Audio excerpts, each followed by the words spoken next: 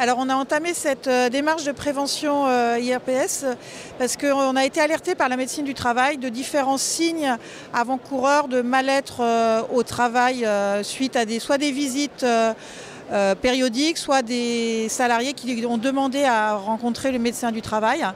Donc on a rencontré avec le président de la structure notre médecin du travail.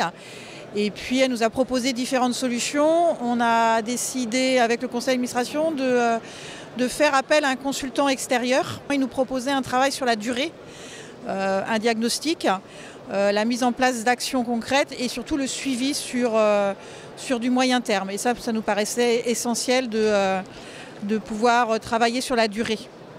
Après, ce travail s'est regroupé avec aussi une volonté du conseil d'administration de retravailler aujourd'hui sur l'organisation de la structure. Donc en fait, on a aussi utilisé entre guillemets ce diagnostic pour avancer dans notre réflexion plus rapidement que prévu.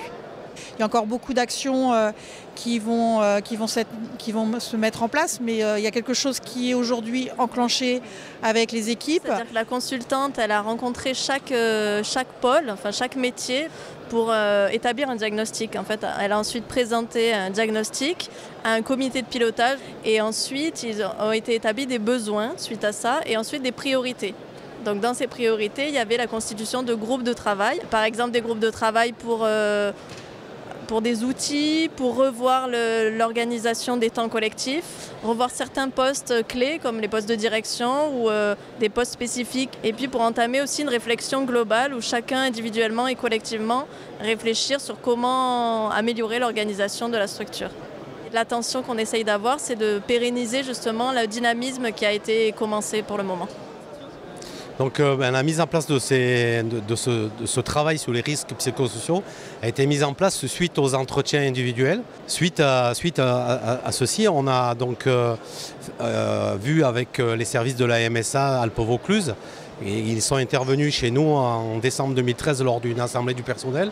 Et puis après ça, nous avons réfléchi comment on pouvait intervenir. Nous avons choisi dans le réseau 2 cabinets de psychologues sur lesquels on s'est appuyé. Les premiers effets, ça a été donc la prise en charge, la prise en compte des RPS dans la politique de prévention. Une remise à jour du DUR a suivi, notamment sur la partie des RPS. Et on a eu un meilleur accompagnement des mouvements de personnel, tels que des départs à la retraite ou de la mobilité dans l'entreprise. Alors cette démarche de prévention a été mise en place en plusieurs étapes. Tout d'abord la création d'un COPIL, donc avec du personnel de l'entreprise représentant toutes les activités de l'entreprise. Par la suite, donc, ce COPIL a lancé des réflexions sur le travail de l'évolution des RPS.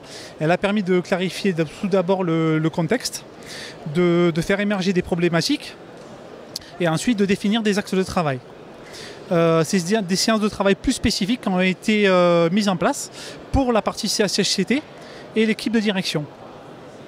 Ensuite, l'intervenance du réseau I3R a rencontré 90% de l'ensemble des salariés de manière individuelle à chaque demande. Il y a eu aussi donc, la mise en place de travail et de réflexion par le COPIL. Et ensuite, la présentation globale de notre démarche lors des assemblées de personnel. Alors après la mise en place de cette démarche, il a été fait une nouvelle organisation au sein de notre entreprise avec l'élaboration d'un fonctionnamme. Il a été créé également au sein de nos dépôts et magasins de nouveaux postes, notamment les postes de responsable adjoint.